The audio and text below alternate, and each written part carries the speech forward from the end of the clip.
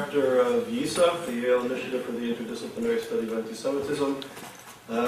Thank you all very much for coming to this conference, which is called The Psychological Impact of the Threat of Contemporary Genocidal Antisemitism, From Denial and Paralysis to Understanding the Challenge. And it's a very significant challenge. This is called the James Sachs Conference, and it's named after Dr. Sachs from Chicago, who graciously supported this event through the ADL and the Anti-Defamation League, and Stacy is here from the ADL with some of her colleagues. And we're grateful for Dr. Sachs's support of the conference and also for one of our researchers who will present today, Edith Shalev, and for the ADL's involvement with this conference, with our research and with other projects. So we're honored that members are here, and we're honored that to be able to do work with the ADL. So in a sense, I'm going to give a small sort of introductory remarks about the subject at hand and try to frame it from the perspective of YISA. And YISA is an interdisciplinary research center focused on anti-Semitism. Edith Shalev is one of our resident experts in psychology. But as a rule, we in the YISA are not familiar in any great way with the literature and the schools of thought on psychology and psychiatry. And in a sense, we turn to you. We turn to the community of scholars that are experts in this area, and we are posing an urgent question and an urgent challenge to you. And in a sense, what I would like to do is sort of put into a context what we're dealing with and set the context for today's discussion on a very important and troubling and I would say urgent matter. By coincidence, we didn't plan this purposely, but we know today in Israel is Memorial Day, and in a few hours Israel will move from a period of mourning for its losses of soldiers, but also its losses of victims of terror, and move into a period of celebration. And I guess it's poignant that we're here discussing these issues in light of that. I turn to the community here of academic scholars dealing with psychology and psychiatry, and I pose the question. We're living in a time where genocidal anti-Semitism is a reality. We all sort of know it, but we don't really speak about it. And I say that we, in terms of the Jewish community, leaders in the Western world, seem to turn a blind eye to this. You know, the old adage that denial ain't just a river in Egypt seems to be pervasive. And I think scholars connected to trying to educate people on contemporary forms of anti-Semitism often speak to people, speak to students, speak to the public, and when we speak to people, it's as if the light bulb in the brain and the light bulb in the eyes don't click on. That if we speak about other forms of discrimination or other social problems and social issues or behavioral problems, it makes often for great conversation and great seminar presentations, but very often when it comes to the issue of anti-Semitism, there's a blank. And this is why we named the conference, including the notions of denial and the notions of paralysis. Elie Wiesel was here a year ago, and I often tell this story. And he spoke at the law school. And Elie Wiesel spoke about the possibility of another Holocaust against the Jewish people, with the rise of radical Islam and the social movement that is openly and honestly and consistently dedicated to the eradication of Jewish self-determination, if not Jewish people, in what they consider to be holy Islamic land. If you read about their policy statements, their military policy, their social policy, their ideology, their sermons in their mosques repeatedly and repeatedly, they're very clear, they're very open, they're very consistent, and they're straight up. And it's yet we, as intellectuals, often can't seem to look into the abyss of this problem.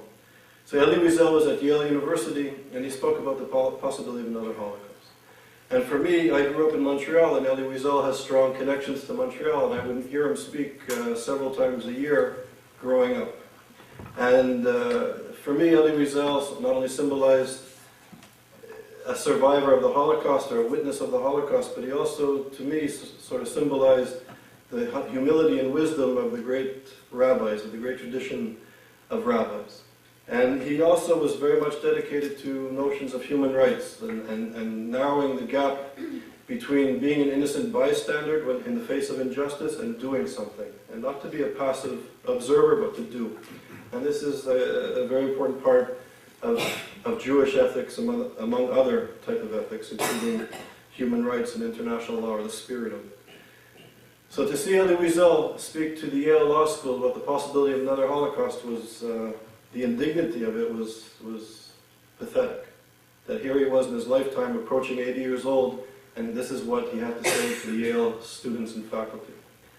But the thing that really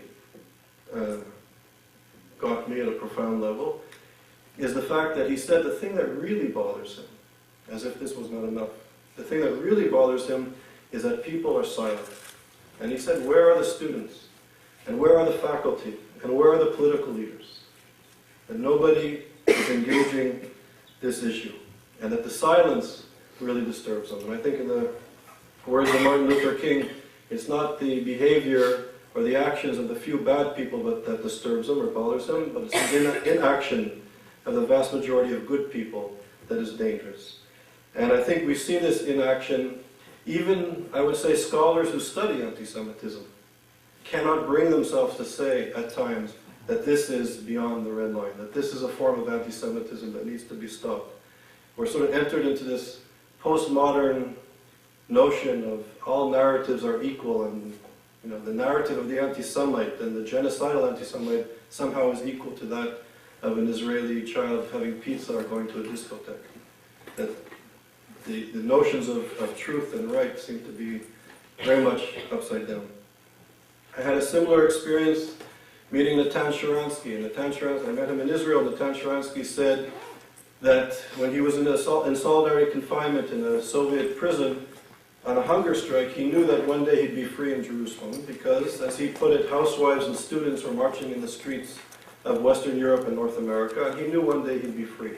He also asked me, why the silence in North America and Western Europe? Why are students and scholars and intellectuals in the community marching in the streets dealing with radical Islam and its genocidal anti-Semitism? And these are questions which I pose to you today. How can we get people to look at these issues in a rational, concrete manner? And once we look at the issues, perhaps we can come up with solutions. I just want to read to you some of the statements which I assume that many people here know. The president, the supreme leader of Iran, Ayatollah Khomeini, said on August the 14th, 2006, and I quote, "There is only one solution to the Middle East problem, namely the annihilation and destruction of the Jewish state." And straight up. There's no problems with translation on this quote. And I could read, as you know, many quotes. And you can look at the Hamas charter, now it's becoming a state actor. It used to be a non-state actor, and an organization supported militarily, ideologically, and financially by Iran. If you read the charter, the Hamas charter, and I urge everybody to read it, it'll take you 15 or 20 minutes tonight. You can Google it. It's available in many languages. And they, too, call in black and white for the destruction of not only the Jewish state and the Zionist entity, but for the killing, in black and white, of Jewish people. A social movement which is geared to eradicating the Middle East of all outside influences of Jews, Zionists, Israelis, Christians, Crusaders, take as its theme in its constitution, in its founding document, it's not the rantings and ravings of one extremist or an extreme wing of the party, but fused throughout the charter are the narrative, if you will, of the protocols of the elders of Zion. This is the theme. They take the most pernicious form of European genocidal anti-Semitism, and this forms the basis of their constitution and their raison d'etre. I was recently in Geneva at the UN conference on racism, and I spoke to and met with many Iranians, and I listened to them. I asked them, what do they think of Israel? What do they think of Jews? What do they think of a future of the Middle East? Is there possibilities of peace? And I just listened. I didn't argue and engage in debate. And these people, as far as I can tell, are true believers. They're on a mission. And for them, it would be a great contribution to humanity to rid the world of Israel and to rid the Middle East of Jewish people in its midst. And when Ahmadinejad comes to the United Nations and uses the platform to spread the protocols of the Elders of Zion, and when he's the only leader of the world that stands at the podium and speaks to power and speaks to the Jewish conspiratorial power, it resonates. At one level there was a victory. At one level European countries finally, after 8 years of people tirelessly trying to get European leaders to boycott, some countries boycotted the conference, some further countries walked out when Ahmadinejad started to spew his genocidal anti-Semitism.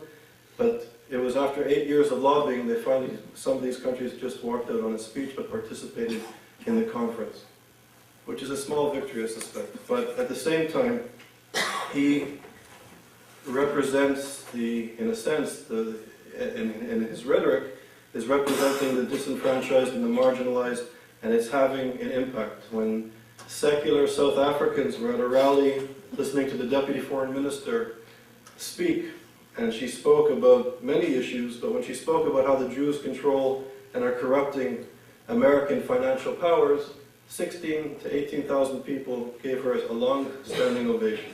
This is in South Africa. So these narratives, if you will, are permeating public culture in too many places. So the challenge for you today, through our discussions, through the papers, through our conversation and questions and answers, is what can we do to get scholars, to get policymakers to take these issues seriously. And I suspect, I'm not in the medical field, but I think when there's a problem, you need to really examine the issues and the problem fully, rationally, in a concrete way.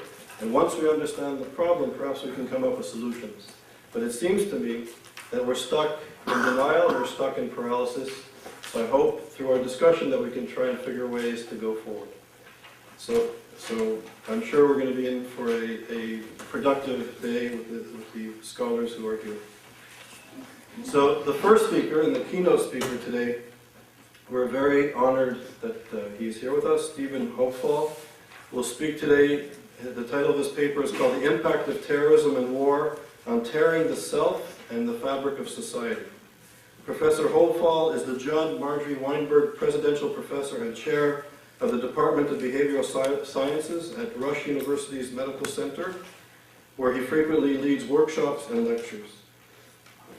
Previously, he was a distinguished professor of psychology at Kent State University and the director of the Applied Psychology Center and the Summa KSU Center for the Treatment and Study of Traumatic Stress at Kent State University.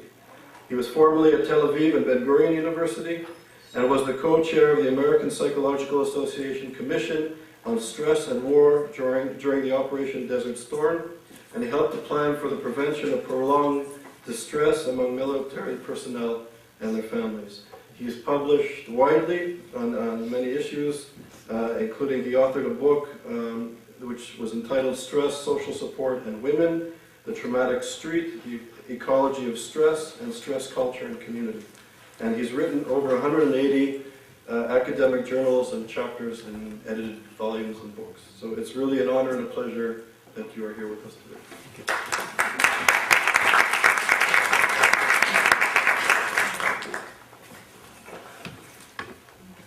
Well, I appreciate being invited. Thank you very much.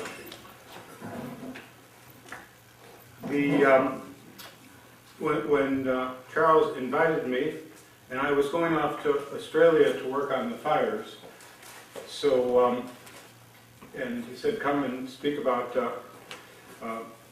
anti-Semitism." I sent him an email back. Thank you. It's very honorable. Always been invited to Yale, but I'm not a scholar of anti-Semitism. And he said, "Well, come anyway. We'll figure out how it relates," which is a Jewish theme. Everything relates in one way. Anti-Semitism, and sort of the Jewish joke of it, which is the humor to deal with things. I also, I've always been aware that anti-Semitism exists. In a sense, it's never been a problem for me. I grew up in the inner city of Chicago in a very rough neighborhood where there were mainly elderly Jews left and poor Jews. But we fought, and luckily we had Dean Jacoby, name not familiar with you, he's not cited in literature. He was just the toughest goddamn kid, and luckily he was Jewish. And that sort of tilted the balance sort of to even. So we spent fighting, and I often say prayers for Dean Jacoby because I probably literally might not have gotten out of there without him. And then I was an officer in the Israeli army dealing with people who were trying to kill us and annihilate the Jewish state. And it was my job to help kill them.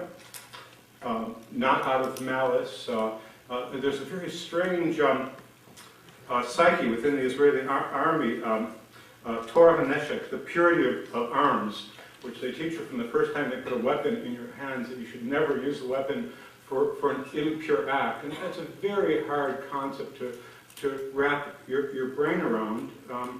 But it's the idea of in defense, yes, and never out of hatred and anger. It's very hard, though, not to be attacked, to experience losses, and not feel hatred and anger. This incredible painting by Dali, which is of war. Dali couldn't decide on, or he at least wouldn't say which side of the Spanish Civil War he was on. But what he did what he did say in this painting is that war eats of itself, and that's the idea of this grotesque painting, that war eats the human body and spirit and soul. Okay, now my home computer's not working. Hold on. Okay. Just obviously research like this goes on with many colleagues around the world. Particularly, I want to point out my colleague Daphne Kennedy-Nissim at the University of Haifa, who's a political scientist. I'm going to take you through some theory, some psychological theory that I've developed over the years, and then through some studies of terrorism and war that seems to support the theory and perhaps helps in an understanding of what is going on. Conservation resource theory has become one of the two leading theories of stress. Stress is obviously a very big topic. You can't get through a conversation or a Time magazine or a Newsweek or a coffee clutch without discussing it. There are two major theories of stress, so this is one of them. The first part of the theory says that individuals, that is all of us, strive to obtain, retain, foster, and protect those things that we value.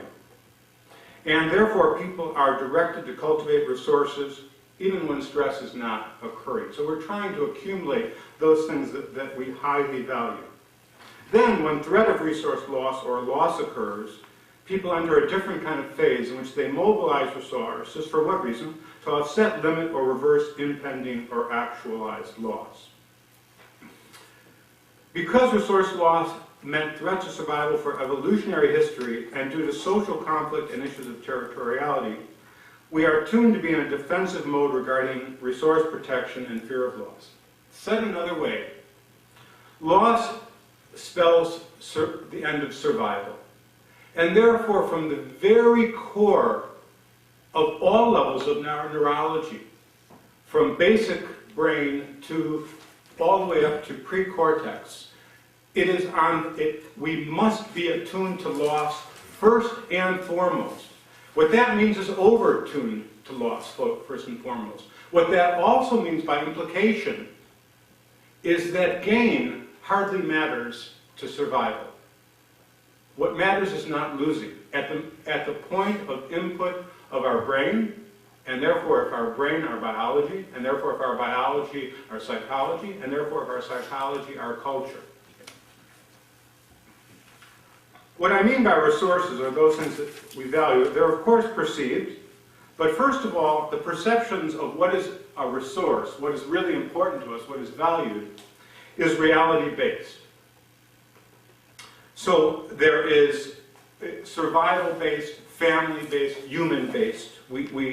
These are not just things in their head, they're not narratives.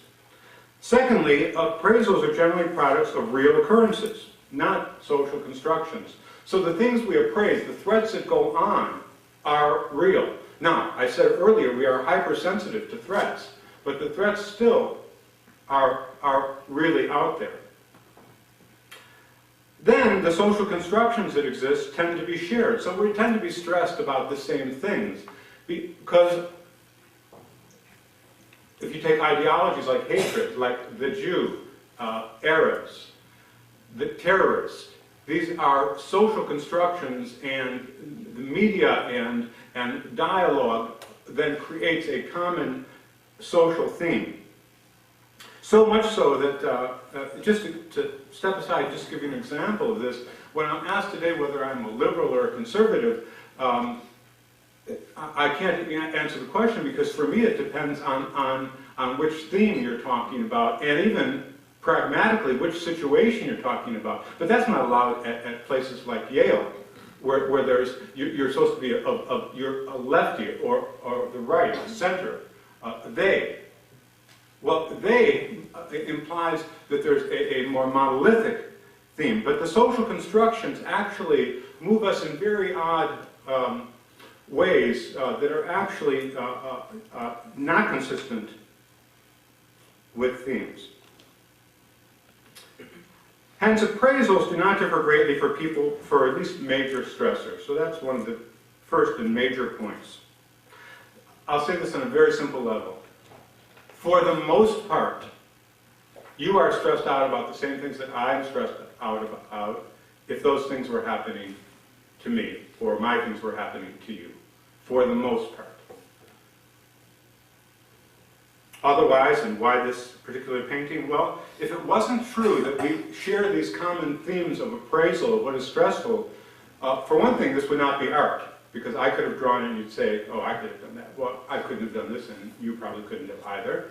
It's a great Goya painting. Also, the themes in it speak to you across hundreds of years. Even so much so, if you have a little bit of more art appreciation, you know this, but if not, if you don't spend your time looking at pieces of art, look at the soldiers. Before the machine age, they are robotic. So the idea of being an automaton serving the state is already there before there is such a concept as automatons. So these are basic themes that then carry across, and of course the cry for help, and that's there on the receiving side of these bullets speaks across the generations. Said by Geertz in another way, human thought is both social and public. Its natural habitat is the house yard, the marketplace, and the town square. Thinking consists not of happenings in the head, but on a traffic and significant shared symbols. So in other words, we have these symbols and they become shared. The terrorist. Well, when we study terrorism in Palestine, the Palestinian Authority, they call what the Jewish state does to them terrorism. And that's the accepted use of the term. There's, I guess, now a famous expression, your terrorist is my freedom fighter. But shared within a context, this becomes an absolute, unquestionable. As Charles pointed out, among these Iranians, these are truth. This becomes a truth. This becomes, they wonder how you could think otherwise.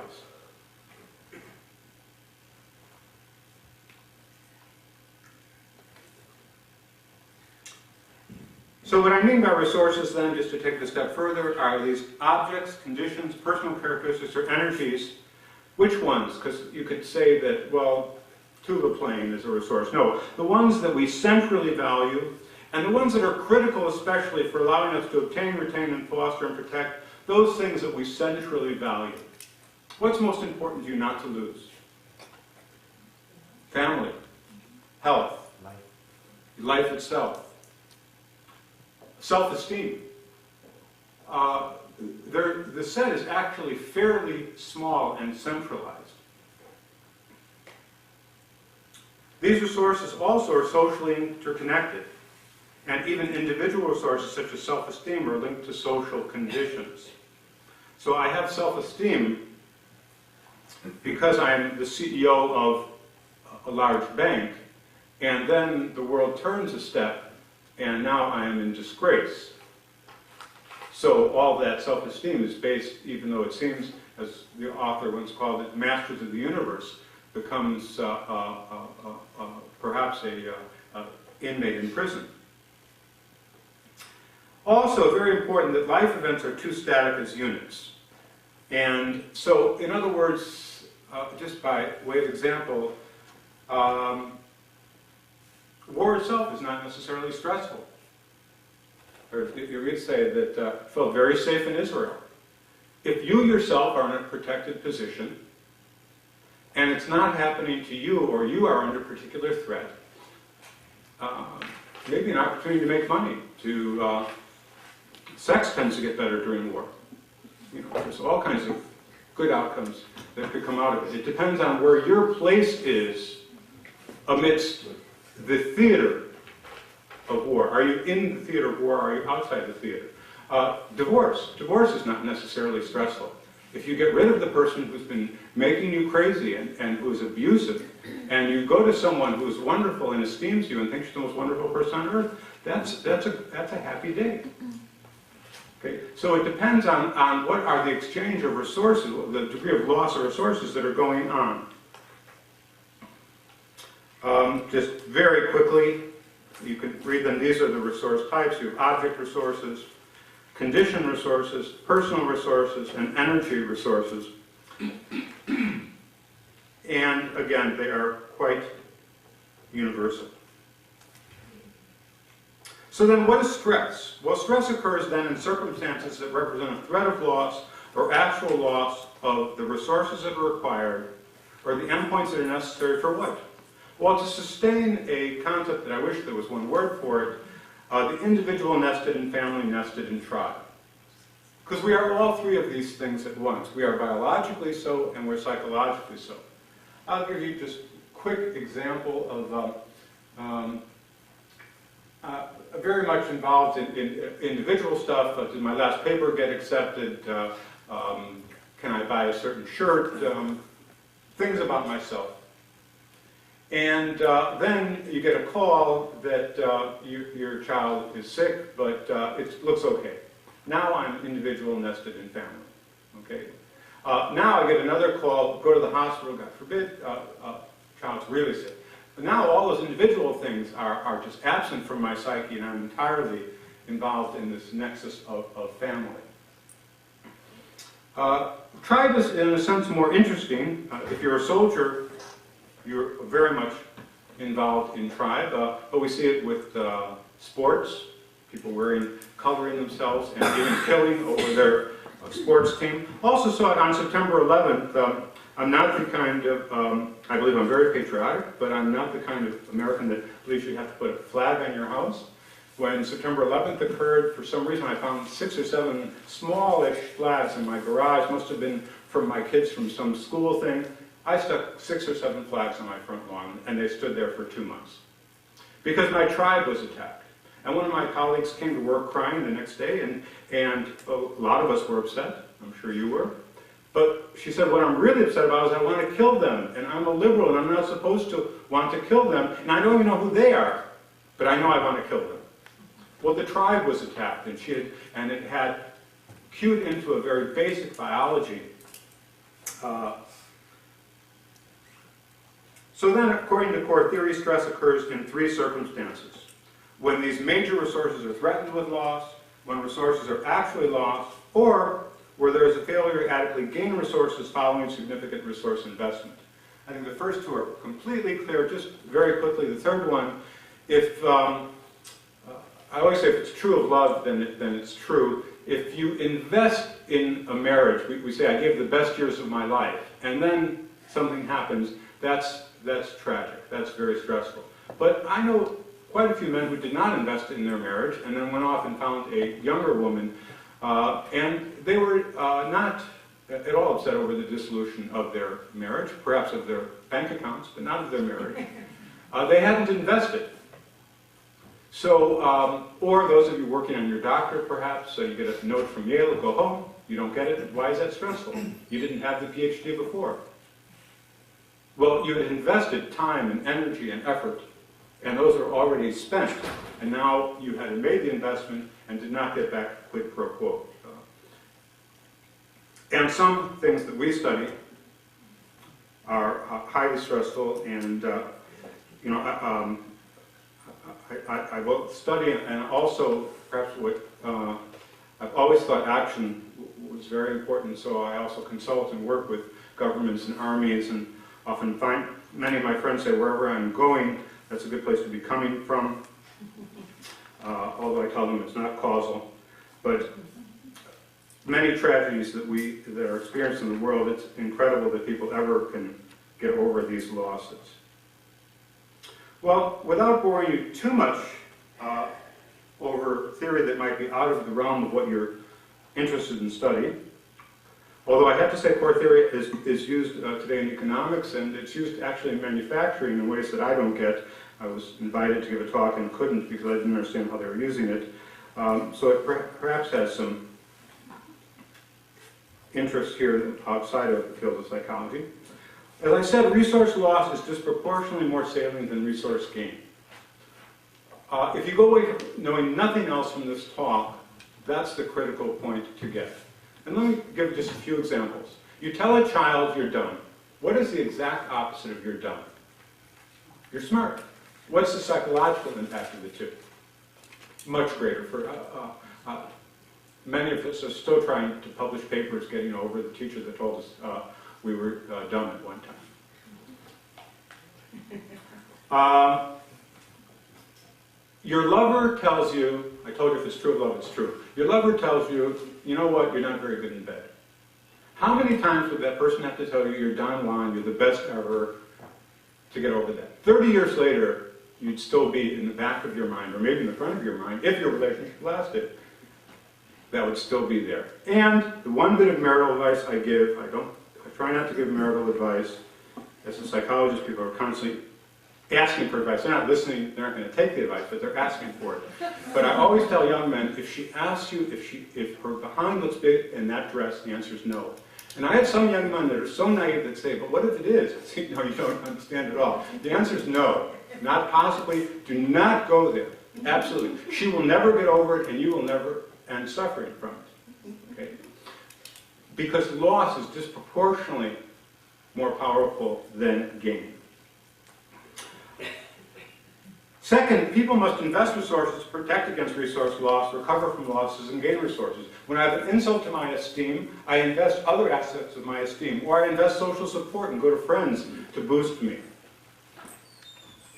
If I get a paper rejected, well, I try to be a better husband and father. I can try to balance. Maybe I'm a bad professor, but I'm a good father. And very interestingly, and we know this from neurological studies and psychological studies, that resource gain increases importance in the context of loss. That is, when loss is pervasive, small gains become important. And we know this from neurological studies. They start lighting up the brain more, which is about the level of neurological study. What lights up, what doesn't, where does it light up? And it affects our psyche more. Otherwise, gain is unimportant. And since we're at Yale and papers and all that, I'll give you just another example of this. If you've had a run of 7 or 8 papers accepted, you get another one in and it doesn't even, it's just, oh yeah, of course, of course. If you've had a run of 7 or 8 rejections, and by the way, this happens among the best of scholars, and you get a paper accepted, you go, yes, yes! It makes your day. Why the difference? It's the same paper accepted. Well, in the context of loss, gain becomes much more important. And of course, that's a minor loss, these papers rejected, because we're still not talking about, well, unless you're coming in for tenure, the loss of your job. Let me move into, this just takes, before we start looking at terrorism and war, let me take you through one more step in the theory that's very important. What I've said is that resource loss is critical to the human brain, psyche, and culture, and the threat of loss. I've also said that we use resources to offset loss. right? Now, if I lose resources, and that's what's stressful, what happens at the second wave or iteration of the attack? I am less strong. And at the third, I am less strong. And at the fourth, I'm even less strong than that. In other words, we lose resources at each turn of the cycle. And therefore, at each turn of the cycle, we are less able. And our study shows very clearly and absolutely that if you experience loss without winning, because there is also a thing where you're hit and then you come back and you hit harder and win. That's not, you ultimately won there. If you experience loss, it is not true, the adage, that what does not kill you makes you stronger. Absolutely, on the level of your physical health and your psyche, every loss makes you weaker. If you have not come back and turned it into a win, into a gain. Every loss increases your incidence of heart disease. Every loss increases inflammatory processes, which lead to all kinds of diseases, diabetes, heart disease, etc., etc. Every loss makes you psychologically weaker at the next turn if you have not turned it into a gain. So we move to September 11th in our study. This is actually a colleague of mine, so this is not one of my studies, but Sandro Galea and I worked together. They studied 1,008 New York residents living below 110th Street, used random digit dying 5 to 8 weeks after the attack. You all know this is Manhattan. It's sort of turned because Manhattan's a little bit on an angle, but we can live with that. First of all, below Canal Street, PTSD, post-traumatic stress disorder, the most common reaction to trauma. 20% of those residents south of Canal Street had PTSD. Now, on a normal day in New York City, about 1.5% of the population has PTSD. So that's about the baseline for PTSD in New York City. North of Canal Street, south of 110th, 9.7%. And about 2% at that time in Kansas, 2 to 3%. So we can see that the closer you are to the epicenter, the more PTSD. Who's most affected? Well, Hispanic ethnicity, 2 times more likely to have PTSD than non-Hispanics, than whites. If you have prior stressors, this is about stress makes you weaker. If you have just prior stressors in the last year, major stressors, divorce, economic problems, health problems, you're 4 times more likely to have PTSD. That's a big difference already. If you lack social support, you're 2.3 times more likely to have PTSD. Now, if you have death of a family or a friend during the attack, you're 2 times more likely to have PTSD. Seems low, but let's remember that this is back to the epicenter question. It's most likely going to be a distant relative when you're doing, this is a survey of all New Yorkers. So the chance that we're not talking, probably there's a few sons, fathers, sisters here, but for the most part this is an uncle or a cousin or a friend. Let's look at the next couple things that are just very interesting. If you lost your job due to the attack, which are financial resources, now my resource model covers also self-esteem and these kinds of resources, but you might say that loss of a job, so what? 4.5 times more likely to have PTSD if you've lost your job during the attack. And if you just lost possessions due to the attack, you're 4.5 times more likely. Or said another way, loss of those things that are important to you, your resources, are twice more powerful than loss of a loved one that's not your brother, son, mother, sister.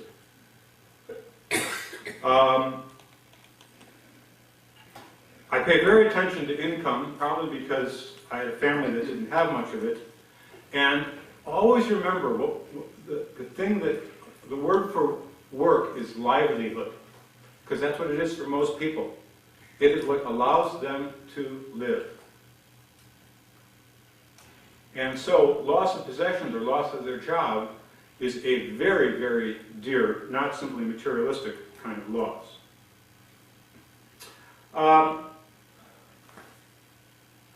We then studied people in New York. We went on to study them for from that 4-month time to 16 months, looking at PTSD and depression. Again, phone survey technology using random digit dials. People were interviewed in English, Spanish, and surprised to me, I figured that Chinese would be the third most common language, but the third and fourth were Mandarin and Cantonese, which is just interesting. Here's the odds of PTSD compared to the low-risk group. Each time when you do odds ratios in medicine, you compare them to low risk. Those people who had no loss on, we had a simple questionnaire, 11 items of loss of resources. By definition, those people with no loss we call odds of 1, because they're the lowest group. Those who have a simple score of 2 on our scale, and it's possible to score between 0 and 22 on 11 items, because you could say no loss, a little loss, or a lot of loss. Those who have a score of 2 have about 2 times the odds of PTSD. Those who have a loss of 5 have about 6 times the odds of PTSD. Okay, now we're going to check if you're listening, because this is sort of like, for many of you, a lecture that you're unused to it because it might be out of your field. So it's back to freshman psychology in a sense, because you've studied, you might have a PhD in advanced studies in American history or Jewish studies, but this is out of field. What are we going to see for the next one, for those with a high loss score? What are we going to see in terms of odds of PTSD? I'm sorry? High. High. That high. 20 times. On this simple scale, said another way, it's a simple screening tool, 11 items. If you just went on TV and radio and put out that scale, you will have almost perfect prediction, because 20-fold is as good as you have ever seen in any academic paper. 20-fold means determinate. Now, you could say that that's kind of a weird way. Here's percent with diagnosis of PTSD and depression. And here we just take the scale, the same scale, simple scale, looking at resource loss, low, medium, and high. Just the equal groups. Low, medium, what's going to happen again with the high group? They just have a slightly higher score than the medium group. Very powerful prediction. Resource loss is what determines both PTSD and depression. It is determinant. Just an interesting point, probably maybe of less interest here. Those who try to grow from the experience, well, mid-level growth, to try and get stronger from it, if you do it a little bit, it looks okay, that's the middle group. If you do a lot of it, actually you get worse. So trying to grow out of tragedy, it's a whole other lecture and theme, is usually a bad course. Now I want to move to the commune, and perhaps closer to the study of anti-Semitism, or isms in general. Resource loss is overweighted for individuals, but we also know that from the group literature that groups do something called a risky shift. You've seen it at Coffee Clutch. People try to best each other as to how terrible it is. So if you think there's anti-Semitism, don't get into a coffee clutch with 5 other people who believe in anti-Semitism, because you'll think the Holocaust is occurring now and you better get home and kiss your family goodbye, because everything escalates within the group. This is the psychology of the mob. So if loss is powerful for the individual, it is ultra powerful for the group. Also, because loss is overweighted, and because threat to loss of the tribe is part of the self, what's going to get evoked here? Well, these in-group, out-group themes. Tribal themes, which, if you remember earlier in my lecture, were kind of buried in the psyche. These get risen up to the top. Because we depend on the tribe to protect us when we get really, really threatened. So in-group, out-group divisions and themes, you, them, Boston Patriots versus New York Giants, it becomes important, let alone real things that are important.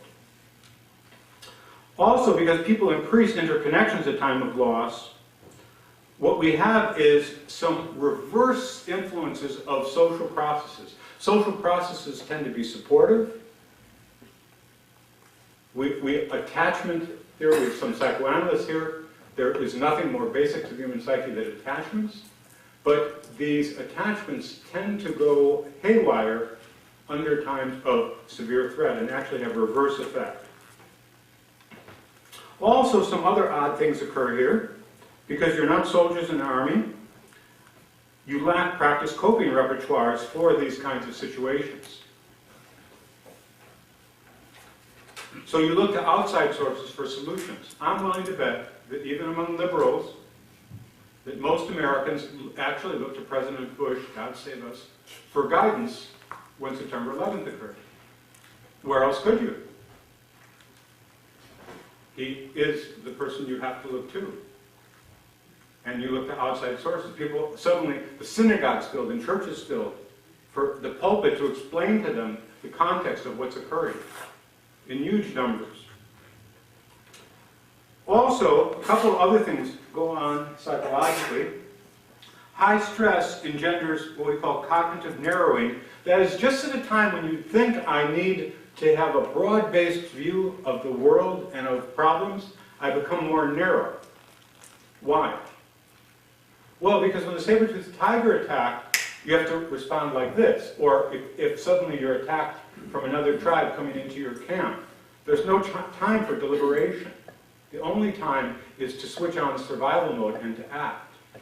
And to act, you cannot be confused by the complexity of possibilities. You have to go with your instinct. And so our instincts push us.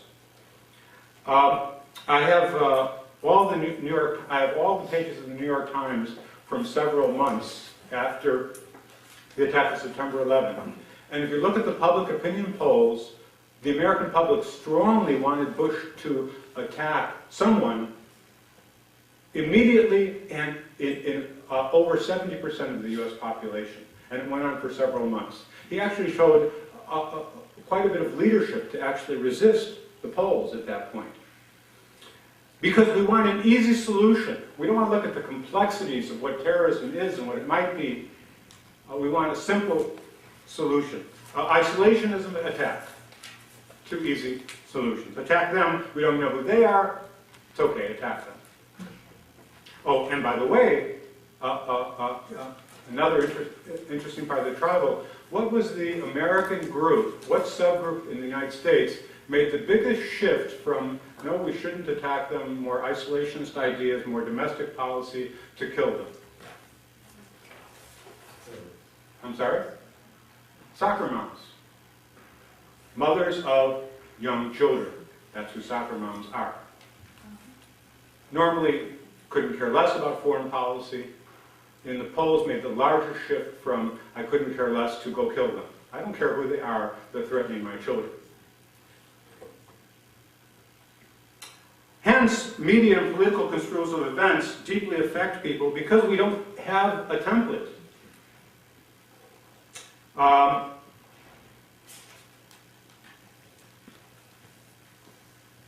It's very easy to have the simple solution. How am I for time? I'm sorry, I didn't do 5 more minutes. Great.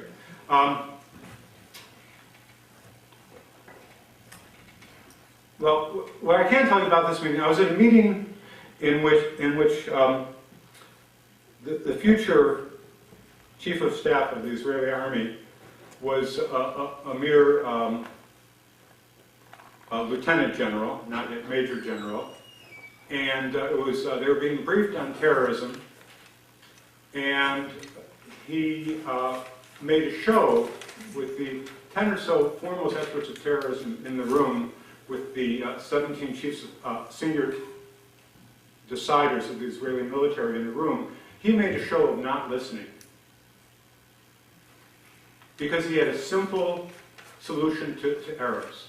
What he said when it came to his chance to respond was, all they understand is power.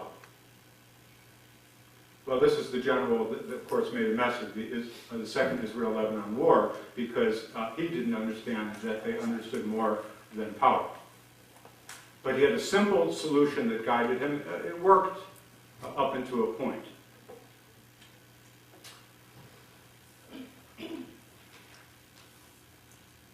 So, when we get this threat, which we have no answers to, a whole different part of ourselves opens up, and that is the threat to our mortality.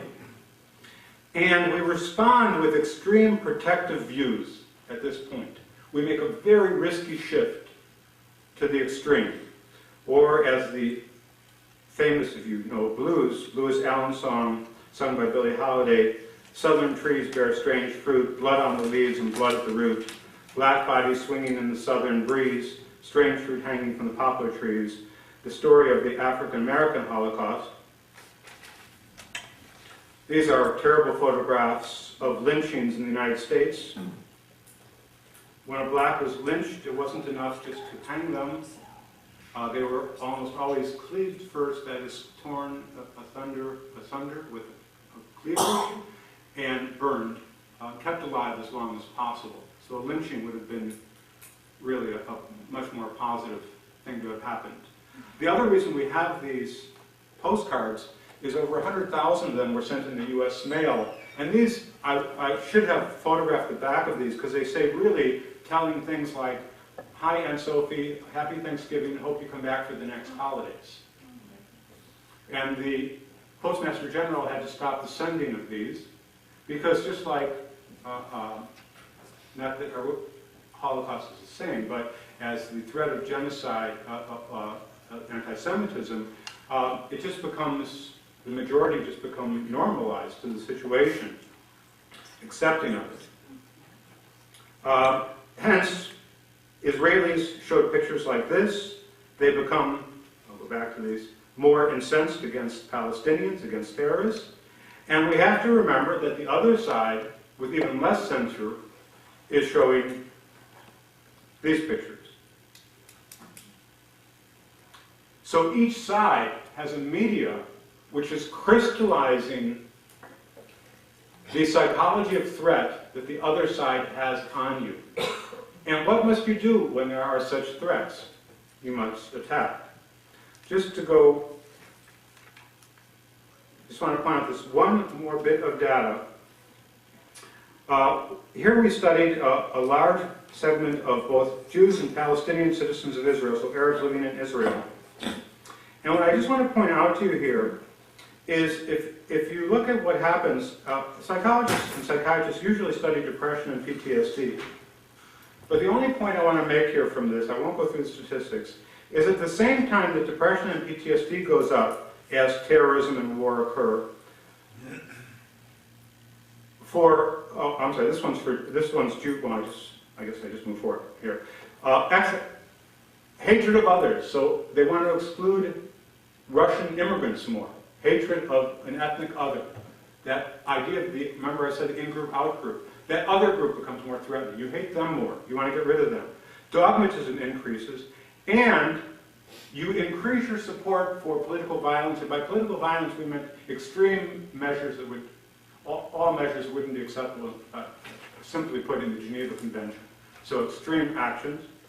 And this is for Jews only. It also occurs certainly for Jews in their, the more they are threatened, the more they exclude others and want to hate them, hurt them, kill them, destroy them. I'll let others who are more expert deal with the theme of anti-Semitism, but I guess the takeaway line here is that those who are anti-Semitic somehow perceive a threat by us, by Jews. And then, because this threat is vague enough, you have a whole media construing events of the vague threat in a crystallized form that gives a simple solution. And those simple solutions tend to be very hard to penetrate because they are quite monolithic. I will tell you what the good news is. If you reverse what I've said, if you allow people to be safe, if you allow people to progress and to thrive, the tribal level of ourselves becomes turned off. I heat up about my sports team only if the sports team is important to me and only at the end of the season.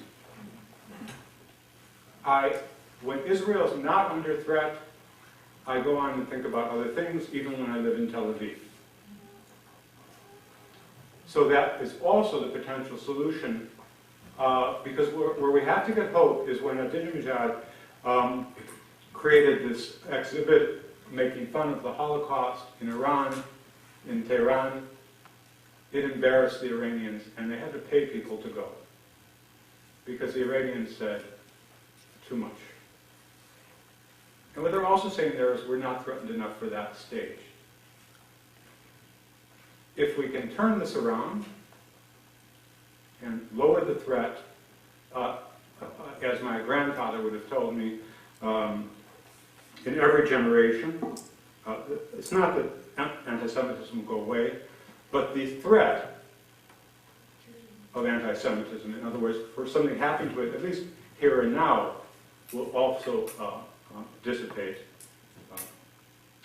or at least that's where the theory takes us. So, thank you for your attention. Thank you for inviting me, and look forward to a very fruitful day of discussion.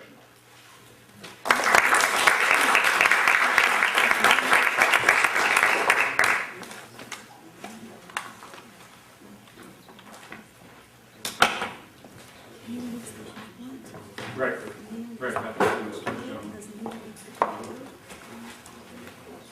They need to use their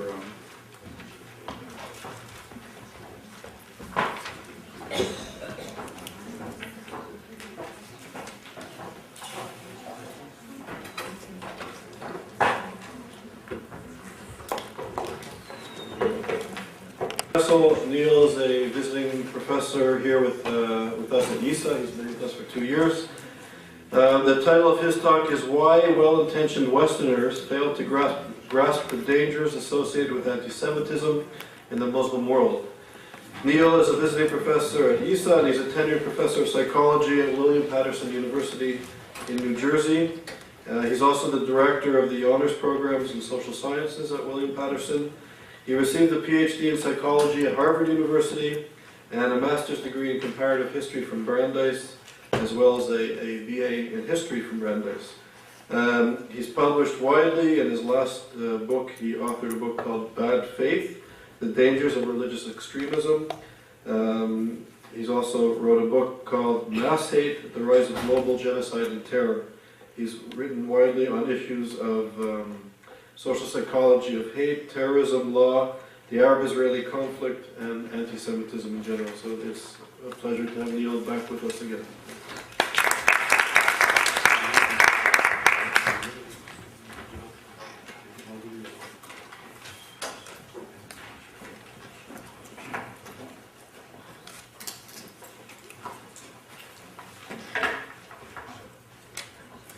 Okay, the paper that I wrote for this conference is actually pretty long, so what I'm going to do is I'll read a few sections from it, but for the most part I will talk to you about the paper, and I believe the paper will be available through the website.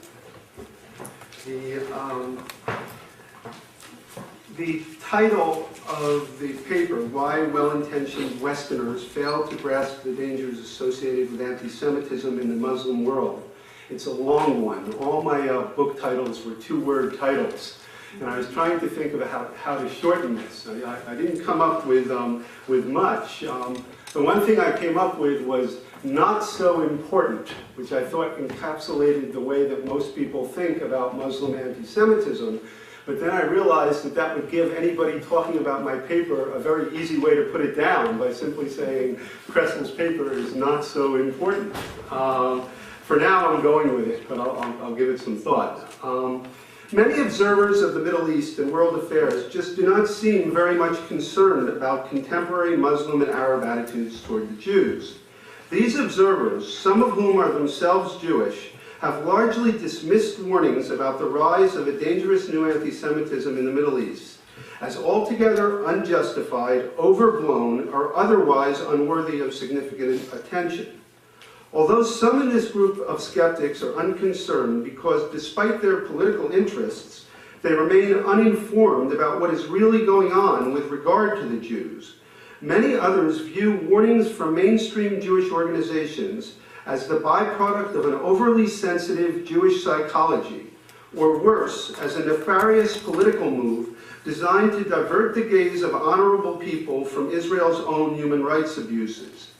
Even among those who agree that a new virulent form of Jew hatred has indeed taken hold in the Middle East, many maintain that for a wide variety of reasons, this bigotry should not become a focal point of world attention. All in all, human rights activists, progressive academics, social scientists, left-leaning political leaders, and others whom one might expect to stand stalwartly opposed to overt and extreme bigotry have been largely silent. Surprising to some, former President Bush, hardly a darling of self-proclaimed progressive forces, did take some steps in the right direction back in November 2003 when he called on world leaders to strongly oppose anti-Semitism, which poisons public debates over the future of the Middle East. But on the whole, right-leaning American politicians have not been notably better than those on the left. There has been no alarm, almost no research, and precious little concern from outside the Jewish community and allied organizations. My own field of social psychology, once a leader in the battle against segregation and anti-black racism in the United States, has failed even to begin to address problems associated with Muslim and Arab anti-Semitism. My purpose here is to begin to answer the question why.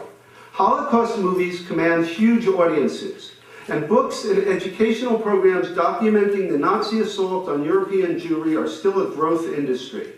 Social scientific studies in the United States show fairly low levels of anti-Semitism when judged by historical standards. There's been some small rise due largely to Black and Hispanic attitudes towards Jews.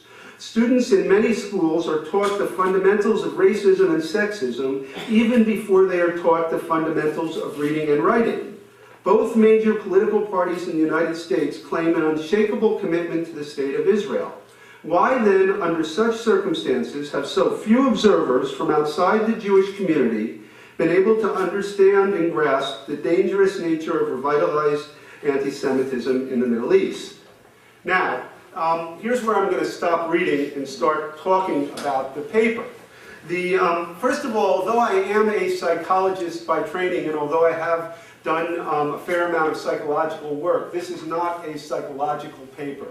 It's largely an attempt to classify some of the reactions to the charge of Muslim anti-Semitism, to look at some of the different types of arguments that people have been put forth, and then to try to respond to them one by one. In order to do this, though, you first, in a paper, have to make the case that there really is such a thing as Muslim anti-Semitism, that it really is a very serious phenomenon, and that it is, I believe, genocidal in intent, although question remains whether it will become, have consequences like that. So the first portion of the paper really summarizes evidence. I don't systematically build the case. There are a lot of other places where that's been done, but I do provide all sorts of evidence. I will just share with you a little bit of the flavor of what I present here, but then I'm going to go forward and skip this portion of the paper. One place to start is from a sermon that just Hamas TV, a Friday sermon, which was broadcast on Al-Aqsa TV. This was about a month ago. So we're talking about something fairly recent. And that this is actually the April 3rd sermon. And they're talking about the protocols of the elders of Zion, something which is largely taken in many sections of the Middle East as an authoritative source, even though everyone has known for decades that this was a forgery of the Tsarist secret police. The Jews' famous book, the existence of which is denied by reasonable people among them, the so-called Protocols of the Elders of Zion, but we call it the Protocols of the Idiots of Zion. In this book, the Jews included their plan to besiege the whole world by land, by air, by sea, by ideology, by economy, and by the media, as is happening today, my brothers in the nation of the Prophet Muhammad. The Jews today are weaving their spider webs in order to encircle our nation like a bracelet encircles the wrist, and in order to spread corruption throughout the world. But the protocols were not the only source cited for hostility to the Jews. One might expect anger, whether justified or not, to stem from the recent Israeli military action in Gaza. But the sermon cites a more distant and eternal source of fury. We Muslims know best the nature of the Jews, because the Quran has informed us about this, and because the pure Sunnah of the Prophet Muhammad has devoted much space to informing the Muslims of the truth about the Jews and their hostility to Islam and its prophet. Now, of course, the Hamas sermon is hardly the final authority on what the Quran really says, but the sermon's policy recommendation was clear. Allah willing, the moment will come when their property will be destroyed and their sons annihilated, until not a single Jew or Zionist is left on the face of the earth. Now that's fairly clear. Not a single Jew or Zionist left on the face of the earth. First of all, no Jew or Zionist face of the earth. So we're talking about everywhere. Now, needless to say, this is coming from someone who does not have the power to put his plan into action anytime soon, but it shows you something about the motivation. Around the same time, in the Saudi newspaper Al Jazeera, this poem appeared by the Saudi poet Saad al-Bawardi. And here, I'll just read you this one. You were merciful, O Hitler. That is my conclusion when I see around me the cruel acts of the descendants of apes. You were wise, O Hitler, to rid the world of some of these wild pigs, but they have spawned a gang whose heart is filled with blind hatred. O Hitler, the descendants of apes, none are more cruel and horrifying than they are. Now, you would expect poets to be given a certain amount of poetic license, and that whenever I hear somebody building a case based on poetry or editorial cartoons, I say that that's really not the best form of evidence. However, and also this is after the Gaza war, and there's a lot of anger coming from that. But if you look at sales of Mein Kampf, the Mein Kampf became a bestseller in the Palestinian territories, in the West Bank and Gaza, in 1999. At this time, Israel was smack in the middle of the peace process. They were trying to, it was ultimately going to culminate in an offer for a two-state solution that is generally judged by observers in the West to have been very favorable to Palestinians. The Protocols of the Elders of Zion, I don't remember the number, but it's something like 60 different editions in the Muslim and Arab world have appeared.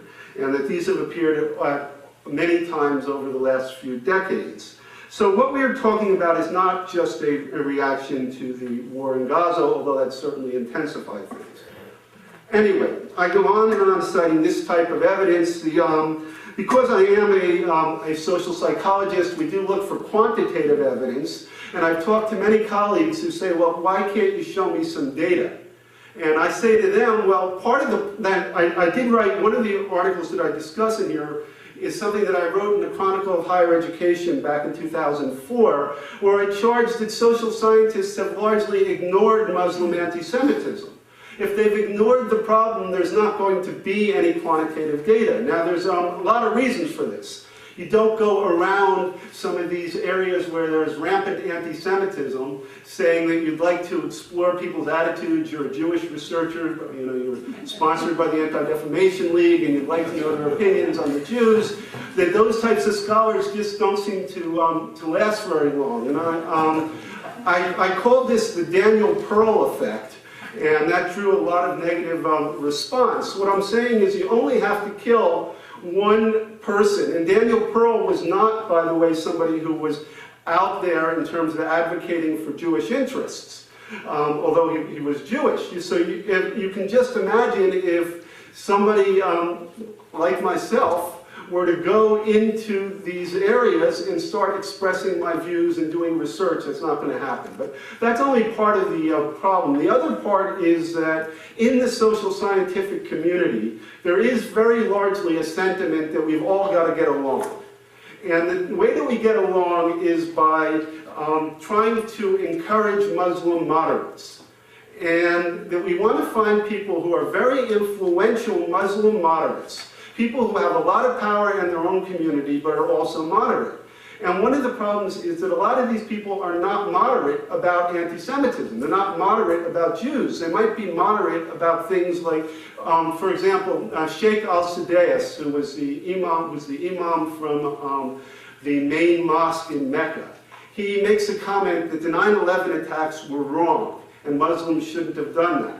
So right away, the BBC calls him a moderate, and they, when he comes to London, they welcome him with open arms, but at the same time, he says suicide attacks against Israelis and American troops in Iraq, well, the ones against Israelis are a good thing, the ones in Iraq under some circumstances, and so, you know, the moderates aren't always that moderate. And so if you really are trying to encourage moderates, and you want to get the ones that are truly against anti-Semitism in a loud way, you're dealing with very marginally important people often.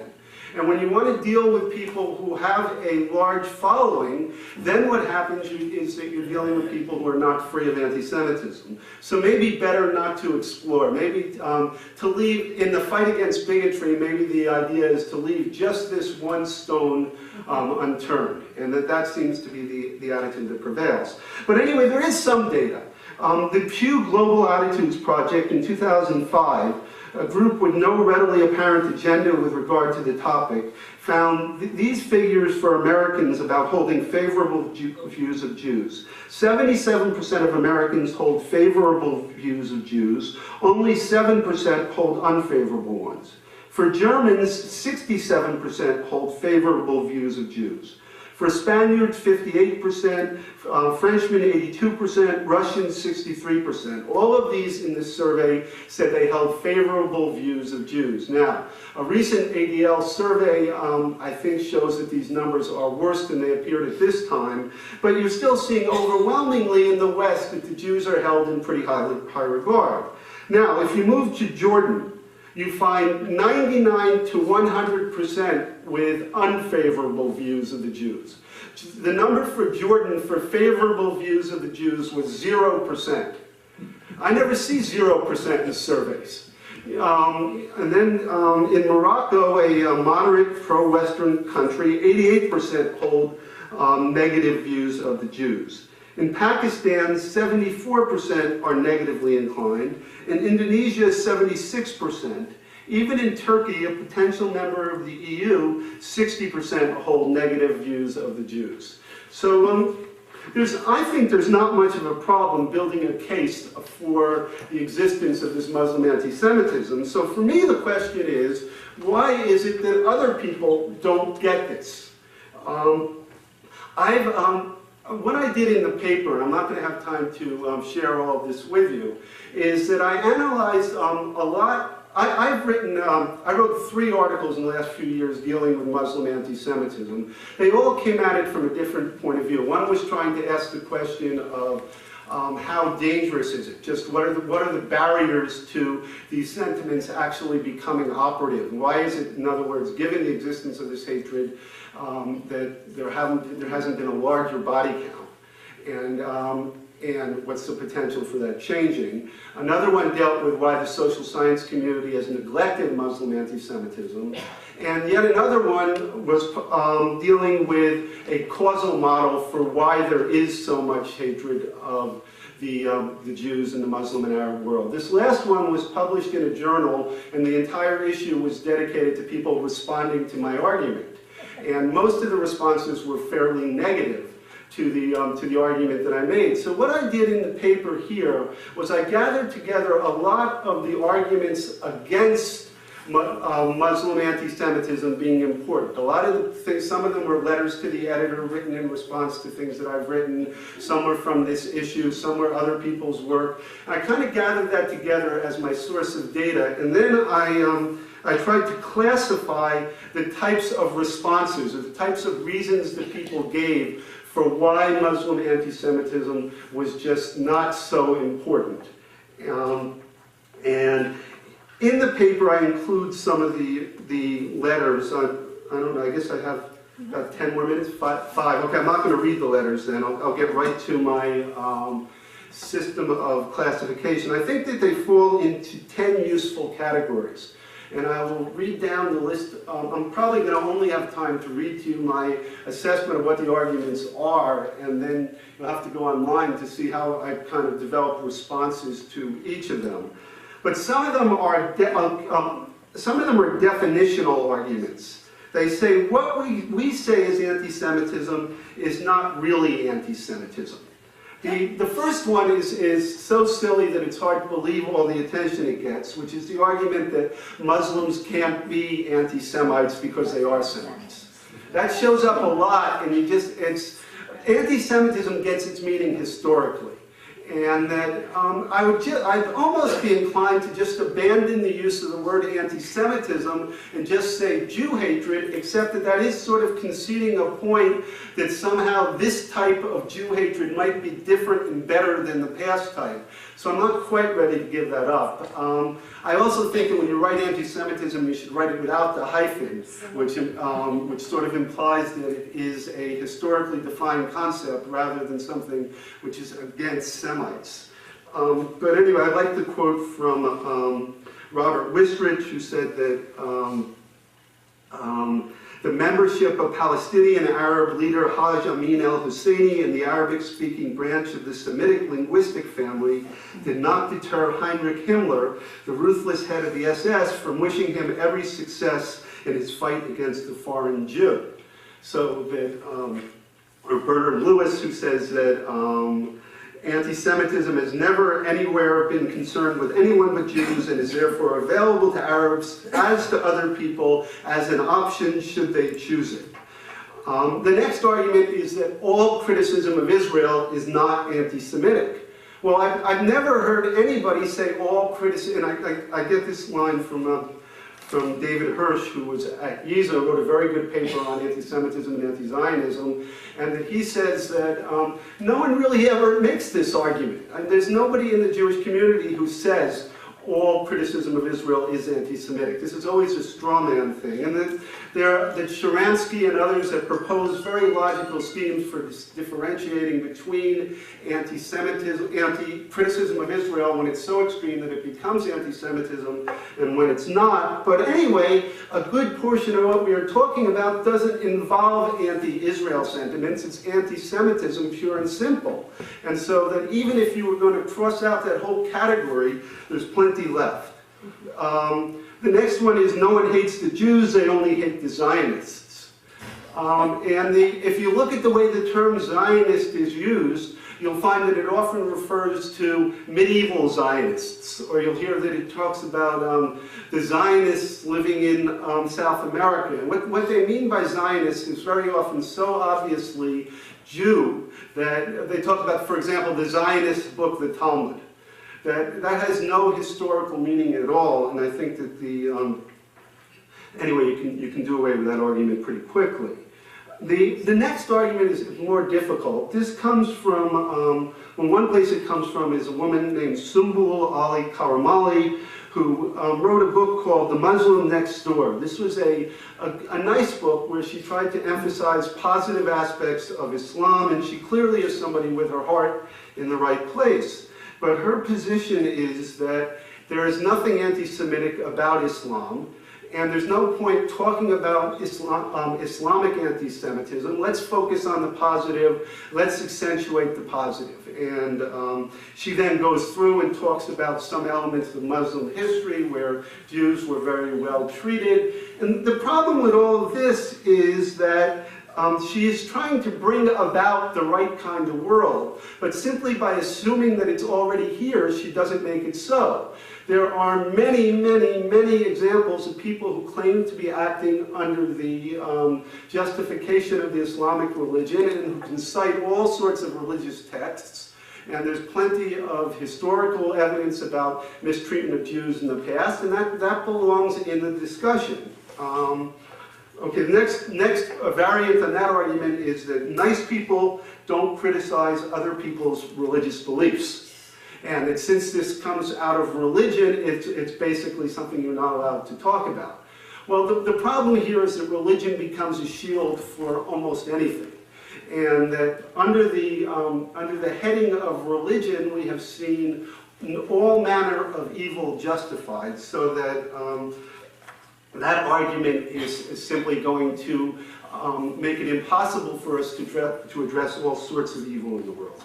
The next one is Islamophobia is the real problem. The answer here is that hostility towards Muslims is sometimes a big problem, and that Deborah Lipstadt said, if they asked her, well, what's worse, anti-Semitism or hostility towards Muslims? She said, this is too broad a question to answer easily. It depends where, what country, and what situation. I think there is more overt anti-Muslim feeling in the US today and a far greater fear of Muslims than Jews. I think the situation in France and the United Kingdom is quite different. Well, that was Lipstadt's position. On the other hand, it seems to me that there is nowhere on earth that you see anybody sanctioning, any official leaders sanctioning the types of policies or offering the types of rhetoric that we hear the Muslim leaders offering against the Jews, offering that same type of rhetoric with Muslims as targets. To the extent that they're outcast from society and they're denounced by every head of state everywhere, they're denounced by Jewish leaders everywhere, so it would seem to me that that to equate the two isn't quite right. And the other thing is that Jews are, despite anti-Semitic fantasies, a tiny group and far less able to defend their interests than the 100 times larger Muslim and Arab communities. More importantly, religion and ethnicity do not confer a protective shield behind which one may engage in inappropriate and destructive behavior. If a large segment of a group is anti-Semitic, saying so does not make one a bigot. If religious leaders preach hatred, saying one does not make one a hater. Okay, aren't Jews anti-Muslim is another type of criticism you hear. Of course, some are. I have not seen evidence that Jews are more anti-Muslim than other Westerners, but the fact that some are means that that's a problem within the Jewish community, and that being aware of Muslim anti-Semitism and fighting it does not require closing one's eyes to evil that's being perpetrated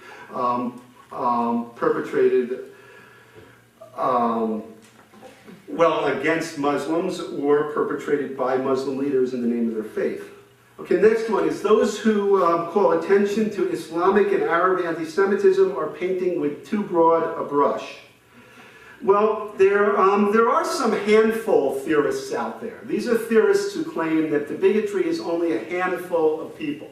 I think that there is not evidence that it is a handful. I think the evidence shows, particularly the survey evidence that I showed, the prevalence of anti-Semitic messages in the media without denunciation. All this argues that it's a fairly large group of the Muslim community. However, there is the danger that you might interpret the charge of anti-Semitism to imply that all Muslims are anti-Semitic, or that Muslims are necessarily anti-Semitic, and such inferences are obviously unjust, incorrect, and insulting to millions of Muslims. In addition, they're counterproductive because in the West, the whole strategy of engaging the Muslim community involves convincing them that the West is a hospitable home. To people who are concerned with anti-terrorism, the last thing that you want is to send out a message that being Muslim is somehow illegitimate. And so it's, so to say that lots of Muslims are anti-Semitic, it seems to me to be factual. To infer from that that all must be or that all are seems to me to be wrong. The next one is, the next forms of argument are political spillover arguments.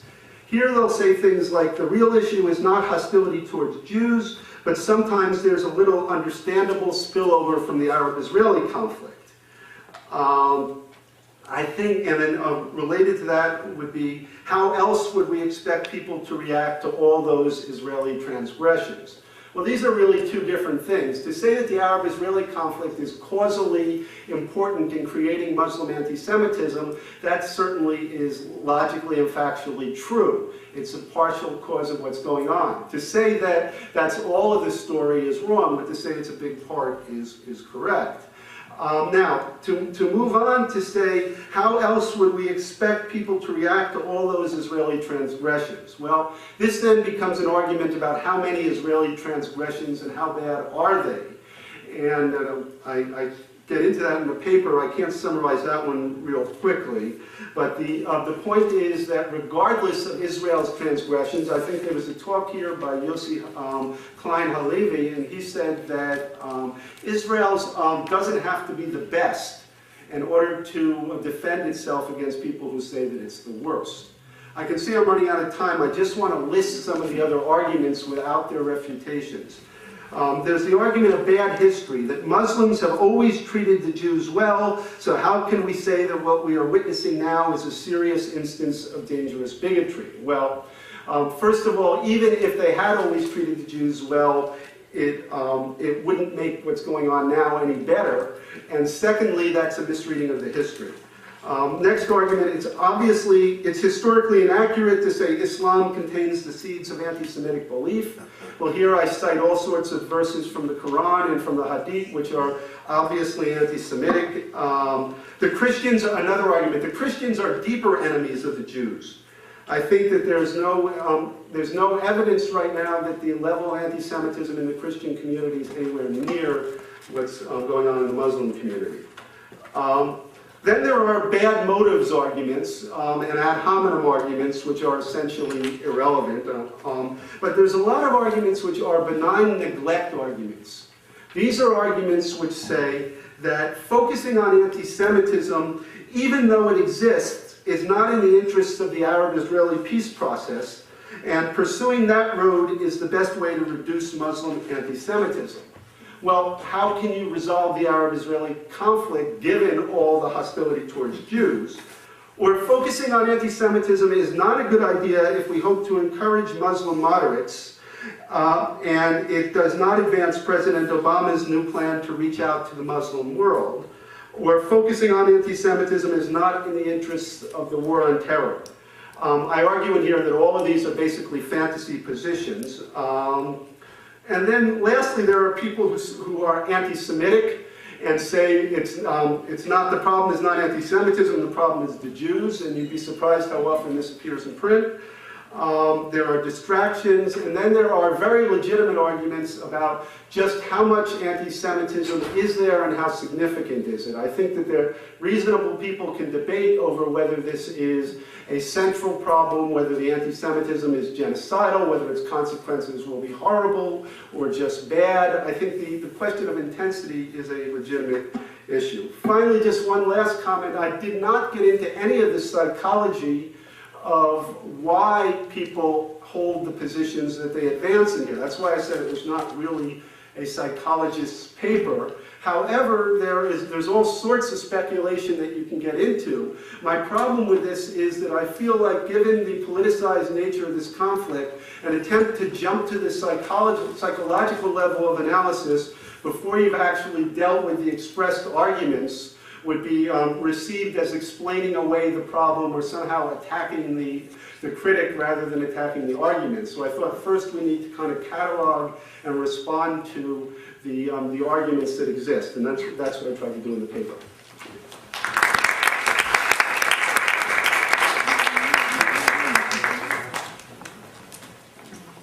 Thank you very much, Neil. And the third and final paper of this session will be from Idit Shalev.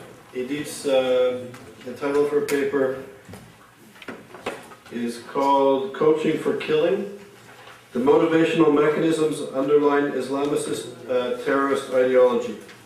So Idit is a postdoctorate fellow here at YISA.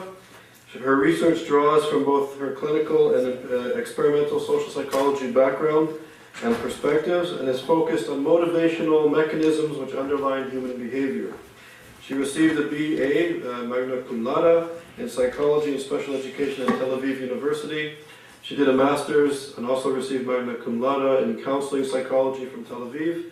And then she did her PhD, which she graduated with distinction, in clinical psychology from Haifa University. She's worked as a therapist in supervising capacity at the Child Study Center of the Schneider Hospital in Israel.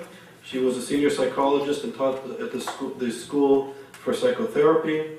She taught at Tel Aviv University and the Open University in Israel, and was a fellow in social psychology in the Department of Psychology at the University of Maryland. And then she also was a fellow in clinical psychology in the Department of Psychiatry at the University of Florida. So it's really a pleasure to have Edith here. And Edith was also a major asset in helping to organize this whole event. So it's a pleasure to have you here.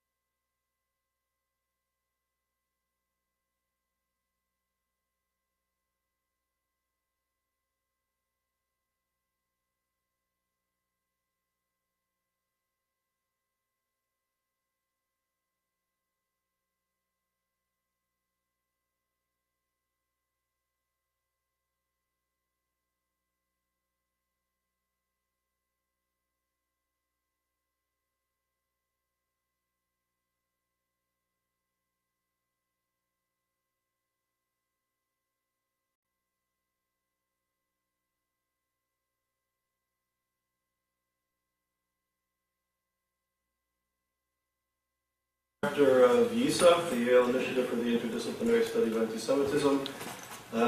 Thank you all very much for coming to this conference, which is called The Psychological Impact of the Threat of Contemporary Genocidal Antisemitism, From Denial and Paralysis to Understanding the Challenge. And it's a very significant challenge.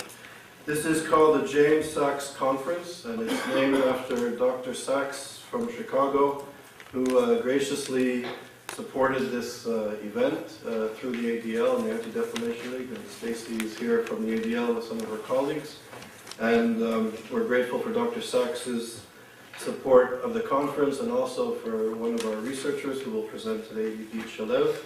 and for the ADL's involvement with this conference, with our research, and with other projects. So we're honored that members are here, and we're honored that to be able to do work with the ADL. So in a sense, I'm going to give a small sort of introductory remarks about the subject at hand, and try to frame it from the perspective of YISA. And YISA is an interdisciplinary research center focused on anti-Semitism. Idit Shalev is one of our resident experts in psychology. But as a rule, we in the YISA are not familiar in any great way with the literature and the schools of thought on psychology and psychiatry. And in a sense, we turn to you, and we turn to the community of scholars that are experts in this area, and we are posing an urgent question and an urgent challenge to you. And in a sense, what I would like to do is sort of put into a context what we're dealing with, and set the context for today's discussion on a very important and troubling, and I would say urgent matter. By coincidence, we didn't plan this purposely, but we know today in Israel is Memorial Day, and in a few hours Israel will move from a period of mourning for its losses of soldiers, but also its losses of victims of terror, and move into a period of celebration. And I guess it's poignant that we're here discussing these issues in light of that. I turn to the community here of academic scholars dealing with psychology and psychiatry, and I pose the question. We're living in a time where genocidal antisemitism is a reality. We all sort of know it, but we don't really speak about it. And I say that we, in terms of the Jewish community, leaders in the Western world, seem to turn a blind eye to this. You know, the old adage that denial ain't just a river in Egypt seems to be pervasive. And I think scholars connected to trying to educate people on contemporary forms of anti-Semitism often speak to people, speak to students, speak to the public, and when we speak to people, it's as if the light bulb in the brain and the light bulb in the eyes don't click on. That if we speak about other forms of discrimination or other social problems and social issues or behavioral problems, it makes often for great conversation and great seminar presentations, but very often when it comes to the issue of anti-Semitism, there is a blank of ethics, including human rights and international law, or the spirit of it. So to see Elie Wiesel speak to the Yale Law School about the possibility of another Holocaust was, the indignity of it was pathetic. That here he was in his lifetime, approaching 80 years old, and this is what he had to say to the Yale students and faculty. But the thing that really got me at a profound level is the fact that he said the thing that really bothers him, as if this was not enough, the thing that really bothers him is that people are silent. And he said, where are the students? And where are the faculty? And where are the political leaders? And nobody is engaging this issue. And that the silence really disturbs them. And I think in the words of Martin Luther King, it's not the behavior or the actions of the few bad people that disturbs them or bothers them, but it's the inaction of the vast majority of good people that is dangerous. And I think we see this inaction. Even, I would say, scholars who study anti-Semitism cannot bring themselves to say, at times, that this is beyond the red line, that this is a form of anti-Semitism that needs to be stopped.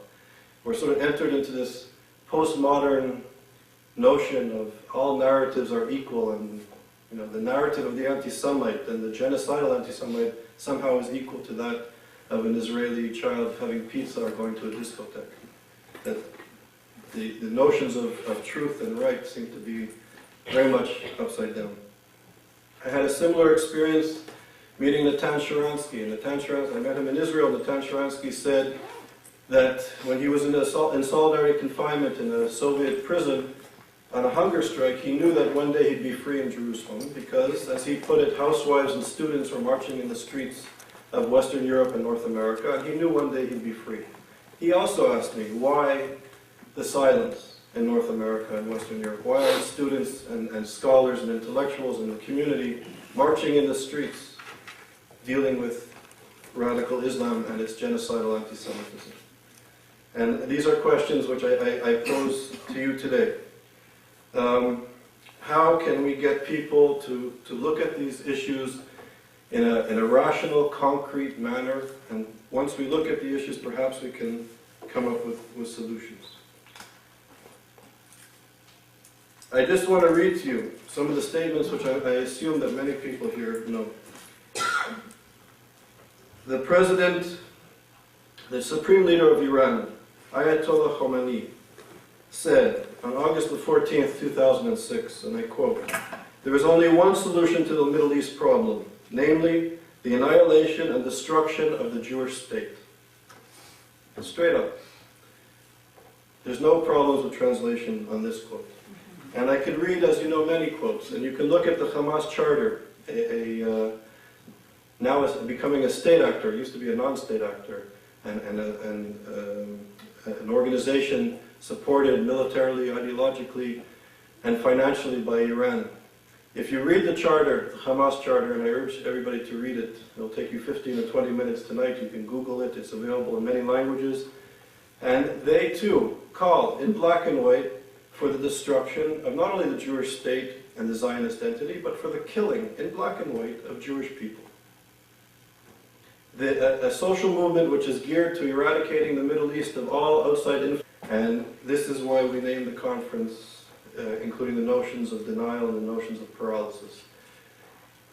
Elie Wiesel was here a year ago, and I often tell this story. And he spoke at the law school. And Elie Wiesel spoke about the possibility of another Holocaust against the Jewish people, with the rise of radical Islam and a social movement that is openly and honestly and consistently dedicated to the eradication of Jewish self-determination, if not Jewish people, in what they consider to be holy Islamic land. If you read about their policy statements, their military policy, their social policy, their ideology, their sermons in their mosques repeatedly and repeatedly, they're very clear, they're very open, they're very consistent, and they're straight up. And it's yet we, as intellectuals, often can't seem to look into the abyss of this problem. So Elie Wiesel was at Yale University, and he spoke about the possibility of another Holocaust. And for me, I grew up in Montreal, and Elie Wiesel has strong connections to Montreal, and I would hear him speak several times a year growing up. And for me, Elie Wiesel not only symbolized a survivor of the Holocaust or a witness of the Holocaust, but he also, to me, sort of symbolized the humility and wisdom of the great rabbis, of the great tradition of rabbis. And he also was very much dedicated to notions of human rights and narrowing the gap between being an innocent bystander in the face of injustice and doing something. And not to be a passive observer, but to do. And this is a very important part of Jewish ethics, among other types.